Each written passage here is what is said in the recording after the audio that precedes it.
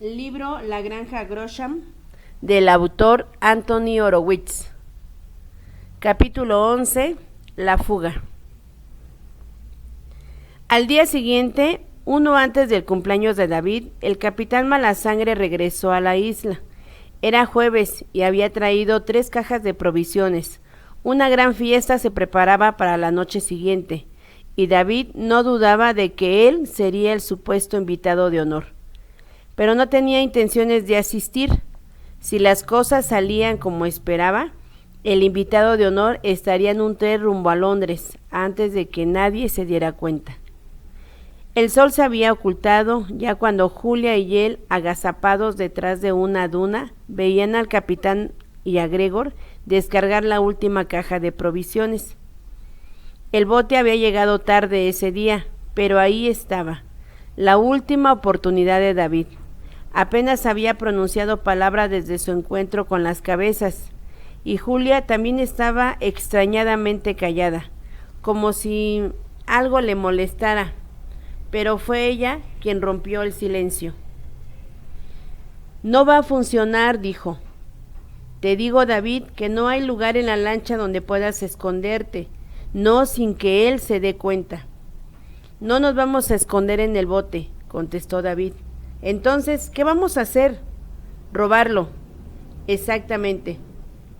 Julia lo miró con fineza, preguntándose si estaría bromeando, pero la cara de David se veía pálida y seria. ¿Vamos a robar el bote?, murmuró Julia. El día que llegamos a la isla me di cuenta de que dejó las llaves puestas en marcha. David pasó su lengua seca sobre sus labios secos. Un robo es lo último que se les hubiera ocurrido, y además es nuestra única esperanza, se dijo. Pero, ¿sabes cómo manejar una lancha? No, pero no debe ser muy diferente a un coche. Uno no corre el peligro de ahogarse en un coche. David le echó un último vistazo al acantilado. Gregor y el capitán habían desaparecido y no se escuchaba ya el ruido del jeep. Le dio una palmadita en el hombro y ambos corrieron hacia la embarcación. Los guijarros crujían bajo sus pies. El bote se meneaba en vaivén junto al muelle.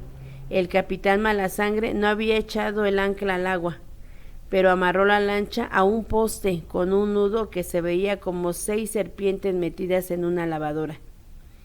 Sin ocuparse del amarre por el momento, David subió al bote y fue hasta el timón para buscar las llaves.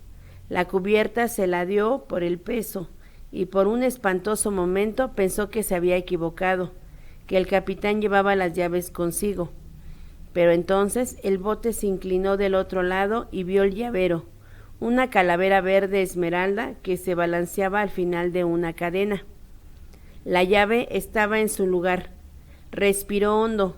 En unos minutos más estaría lejos de ahí. ¿Cómo funciona?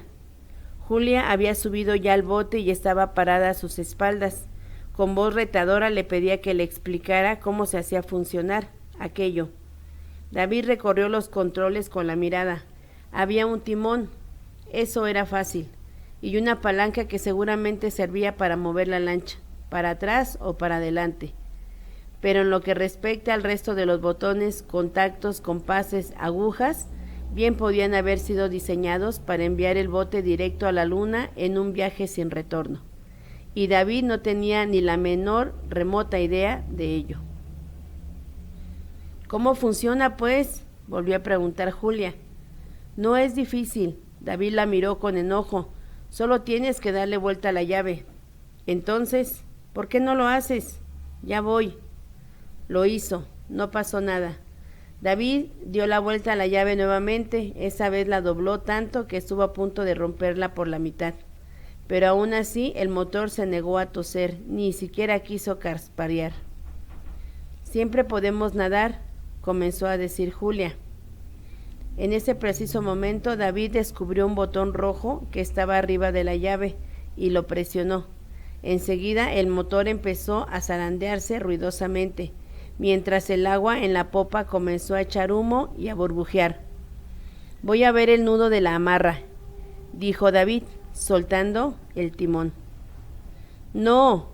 Julia se agachó y cogió un cuchillo de pesca que estaba en la cubierta.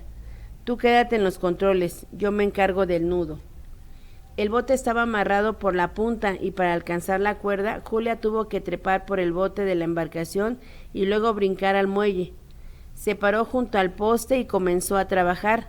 El cuchillo era filoso, pero la soga era muy gruesa y a pesar de que le pasaba el cuchillo una y otra vez con todas sus fuerzas, no parecía avanzar. David la esperaba en el bote. Las duelas de la cubierta crujían y vibraban debajo de él. El motor hacía más ruido que nunca. ¿Alcanzarían a escucharlo en la escuela? Miró hacia arriba.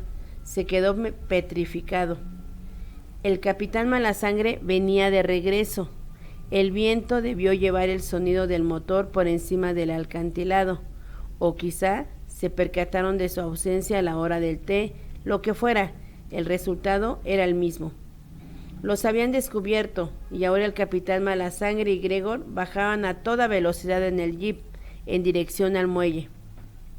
¡Julia!, gritó David, pero ella también los había visto ya. «Quédate donde estás», contestó Julia y redobló sus esfuerzos, rasgando las cuerdas como un violinista enloquecido.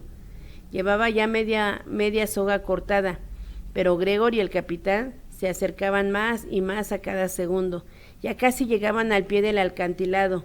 Les tomaría solo 20 segundos más alcanzar al embarcadero. Julia miró hacia arriba, recobró rápidamente el aliento y se lanzó sobre la soga otra vez, aserrándola, cortándola, acuchillándola con la hoja.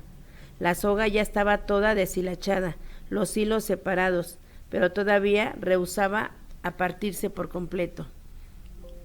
¡Aprisa!, gritó David. No había nada que pudiera hacer. Sus piernas quedaron petrificadas. El jeep llegó hasta el extremo del muelle y frenó con un rechinido. El capitán Malasangre y Gregor bajaron de un salto. Julia volteó con la cara demudada de terror. El aire agitaba su cabello. Pero ella seguía cortando. El cuchillo mordió la soga.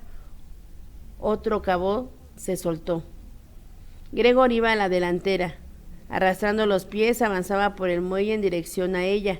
Julio lanzó un grito y dejó caer el cuchillo. La soga se rompió a la mitad. Julia gritó: «¡David!». Demasiado tarde. Gregor, dando un brinco hacia adelante como sapo humano, había llegado hasta ella antes de que Julia pudiera moverse. El jorobado la tiró al suelo, rodeándola con los brazos y las piernas. «¡Vete, David! ¡Vete!», gritó. La mano de David golpeó hacia abajo la palanca, sintió cómo el bote se sacudía debajo de sus pies mientras la hélice batía las aguas. La lancha se echó en reversa rumbo a mar abierto, arrastrando por el muelle la soga rota. Entonces el capitán Malasangre se lanzó de un clavado sobre la cuerda. Con un grito de triunfo, sus manos lo alcanzaron y se aferraron como tenazas a ella. El bote se había alejado a algunos pies del muelle. Julia, sometida por el enano, observaba todo desde el suelo, con expresión desesperada. Gregor chasqueaba la boca horriblemente y su único ojo parecía salirse de su órbita. El motor chilló, la hélice mezclaba las blancas aguas con lodo, pero el bote seguía sin avanzar. El capitán Malasangre tiraba de él, clavado sus talones en la madera, como un vaquero que trata de domar un caballo salvaje. Su boca estaba contraída en una mueca espantosa. Su rostro se había puesto de un rojo púrpura. David no podía creer lo que veía. El capitán tenía que soltarlo. Era imposible que aguantara el jalón, no con el motor a toda su potencia. Pero no había empujado la palanca de reversa hasta su límite. Quedaban 2 centímetros. Con un grito de desesperación, David echó sobre ella todo su cuerpo, forzándola hacia atrás. El capitán Malasangre seguía prendido a la soga. Un hombre contra una lancha. Era una lucha imposible. El bote encabritado se salía casi del agua, pero el hombre se negó a abrir las manos que se agarraban a la cuerda como si de eso dependiera su vida. ¡Ay!, gritó el Malasangre. En ese mismo momento la lancha salió disparada hacia atrás como impulsada por una catapulta. David abrió los ojos incrédulo. Las manos del capitán seguían agarradas a la soga, pero ya no estaban unidas a sus brazos.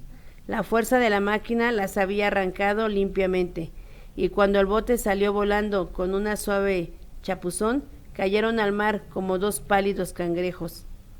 Sintiéndose enfermo, David dio vuelta al timón. El bote giró en redondo, movió la palanca hacia adelante, el agua borboteaba, y luego se alejó, dejando atrás la granja Grosham, la isla Cadavera, a Julia, y a un capitán Malasangre sin manos.